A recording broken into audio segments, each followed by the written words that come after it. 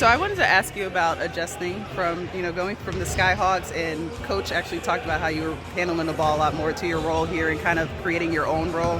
What has it been like kind of going from that ball handler to kind of finding out your niche within the team? It's been fine, just kind of understanding what this team needs specifically. It's different than the Skyhawks, but just kind of understand what I need to do on this team in order to play. I think that's been just kind of easy for me.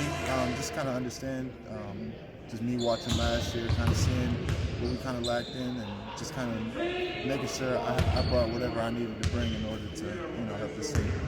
And it's only 2 games in, but what are you seeing from yourself that you want to work on specifically? Just keep rebounding, I think that's a big thing.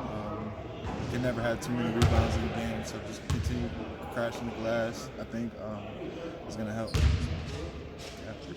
Nate mentioned that today was kind of like a cleanup day after yesterday's kind of rocky start. I mean, what did you guys focus on, especially in terms of trying to take care of the ball a little bit more? I think just making smarter decisions with the ball, taking care of it. Whether we're going to go early in the shot clock or late in the shot clock, but just making sure it's a good quality shot. I think that was the biggest thing, kind of our takeaway from the film today. So just understanding that. Yeah.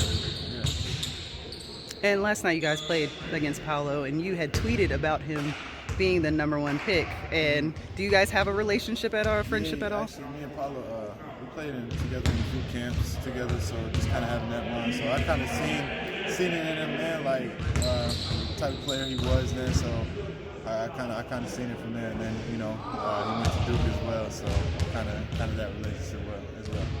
Cool.